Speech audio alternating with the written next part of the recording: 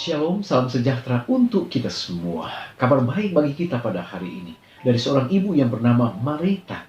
Dia katakan terima kasih untuk doa-doa Anda. Oleh karena anak laki-lakinya telah sembuh dari COVID-19 dan telah hidup normal kembali. Puji Tuhan. Kemudian kabar baik yang kedua datang dari Spanyol, di mana akibat pandemi COVID-19 telah membunuh banyak sekali jiwa di sana. Tetapi puji Tuhan, oleh karena kematian di Spanyol telah menurun sangat drastis. Dari 11% saat ini tinggal 2%. Jumpa lagi dalam program 100 hari berdoa. Saudara-saudara, saya harap kita semua dijumpai dalam keadaan sehat dan diberkati oleh Tuhan.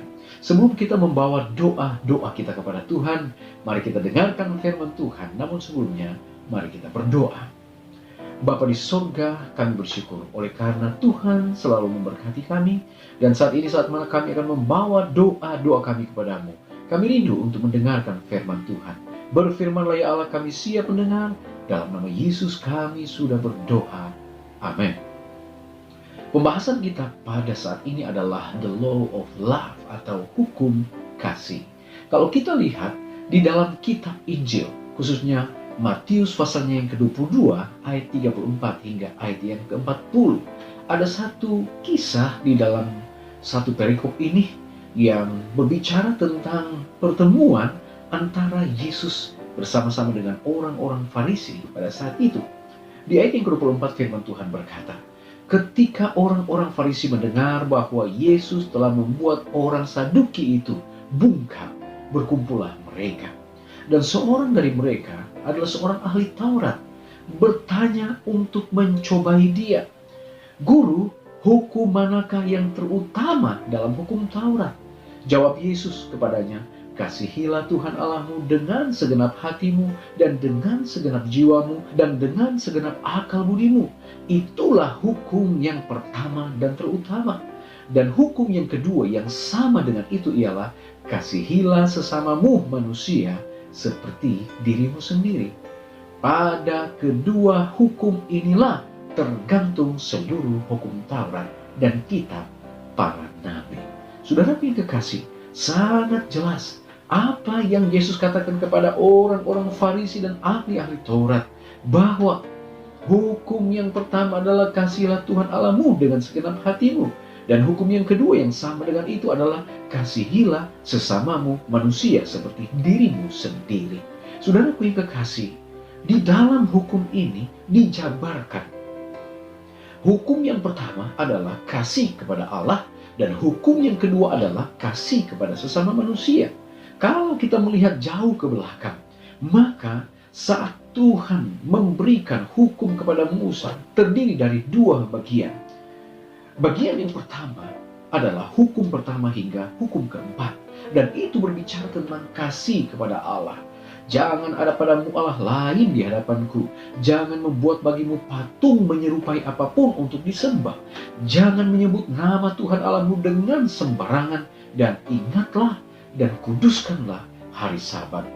Ketika kita melakukan keempat hukum yang pertama ini, empat hukum yang ada di dalam law yang pertama, maka saat itu kita mengungkapkan bahwa kita mengasihi Allah.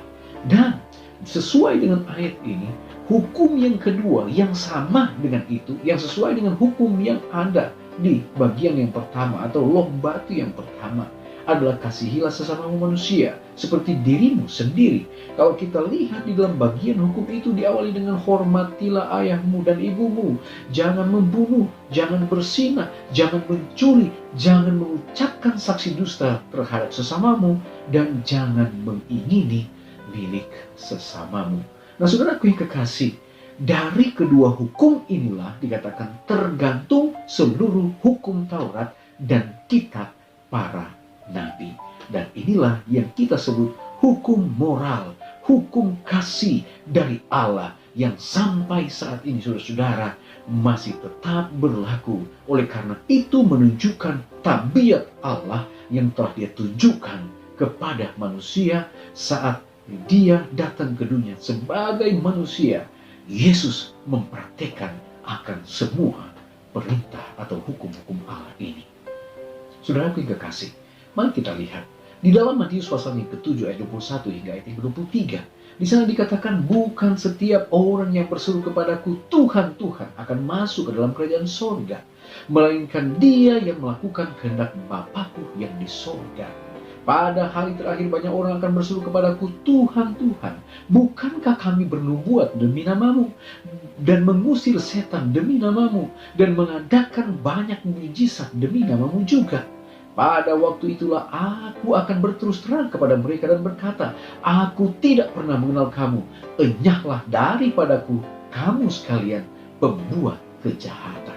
Saudaraku yang kekasih, di akhir zaman, sesuai dengan Matius 7 ayat 21 hingga ayat 23, banyak orang yang akan berkata, Tuhan, bukankah kami menyembah Engkau, melakukan kehendak-Mu, dan bernubuat demi namamu, menyembuhkan orang, membuat banyak mujizat, mengusir setan-setan. Tetapi, kenapa ayat ini mengatakan, aku akan berterus terang, enyahlah daripadaku, kamu sekalian pembuat kejahatan?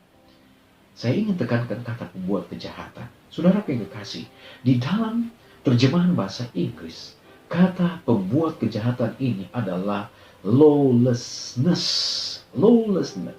atau bahasa Yunaninya adalah anomia.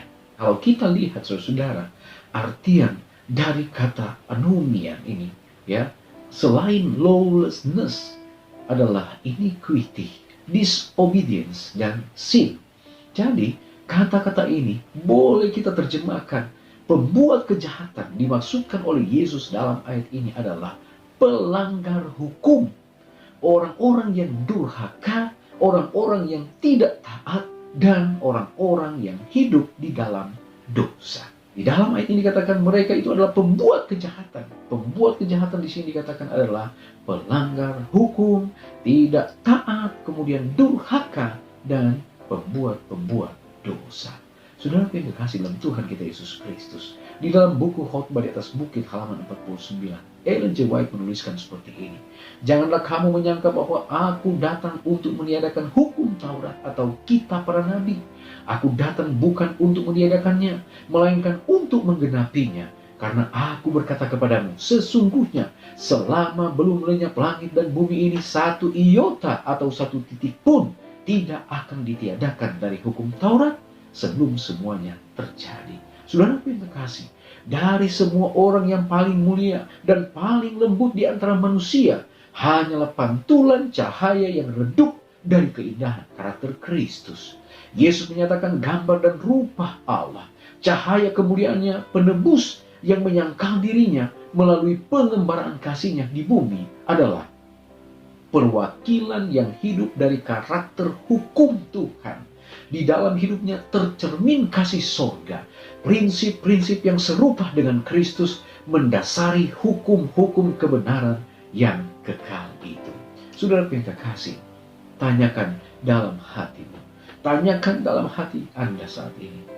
Kalau engkau mencintai Yesus, di sini kita boleh mengambil kesimpulan bahwa hukum Allah adalah hukum kasih. Yesus menyatakan seperti apa rupanya memelihara hukum. Dan Anda dapat memelihara hukum hanya dengan bersandar sepenuhnya pada pertolongan Roh Kudus. Saat Anda menjalani satu kehidupan dengan kasih yang tidak mementingkan diri sendiri, dan sementara Anda melakukan tindakan kasih dengan iman, maka kuasa ilahi akan menyanggupkan Anda dan bekerja di dalam Anda untuk mau dan mampu untuk menyenangkan hati Tuhan di dalam mempraktekkan akan perintah-perintahnya. Saudaraku yang kekasih, jika kita sedang bergumul saat ini untuk mau setia kepada Tuhan, saya mau tanya pada saat ini, maukah Anda meminta Yesus untuk mengampuni Anda pada hari ini dan memenuhi Anda dengan Roh Kudus-Nya?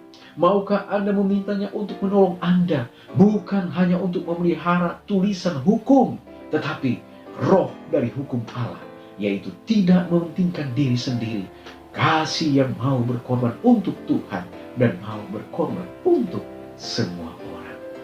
Kiranya lewat firman ini dapat menolong kita agar kita boleh melakukan, menuruti akan semua perintah Tuhan, termasuk hukum kasih, hukum Allah yang merupakan cerminan tabiat Allah untuk kita lakukan selama kita berada di atas dunia ini. Tuhan Yesus memberkati kita.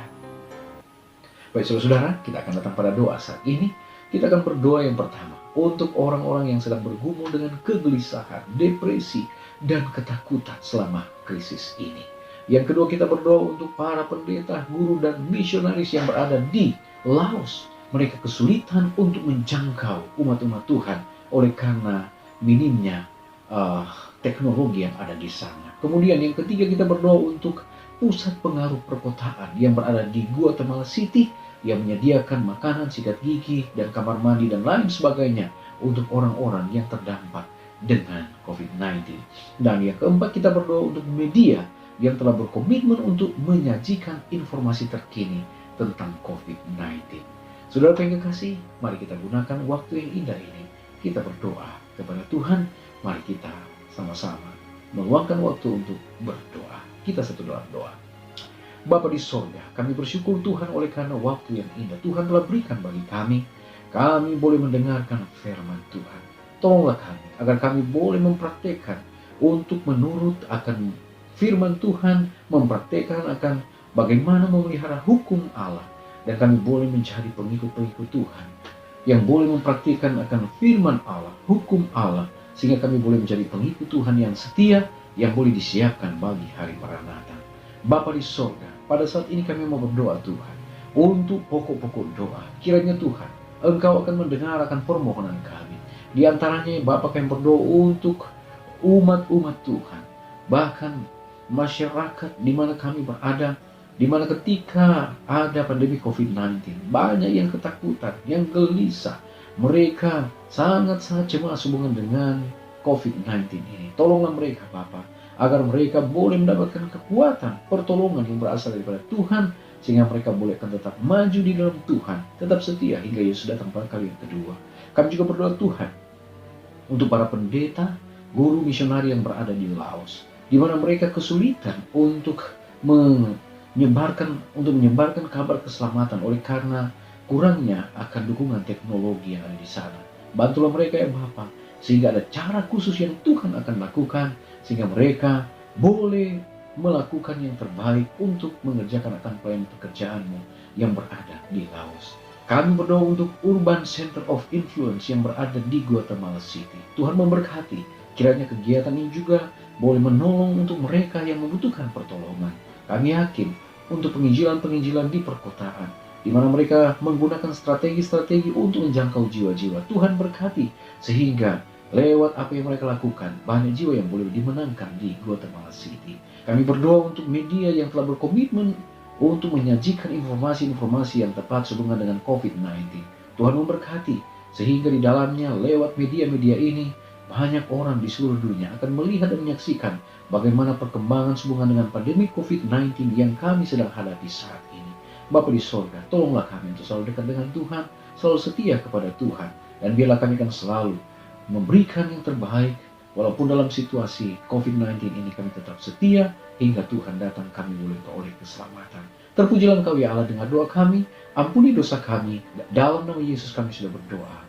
Amin. Baik saudara, pertemuan kita pada saat ini telah selesai. Kita yakin dan percaya Tuhan telah menolong kita. Sampai di sini Tuhan telah memberkati kita. Mari berdoa, kita tidak berdoa sendirian, dan kita akan jumpa lagi pada besok hari. Tuhan Yesus memberkati kita. Amin.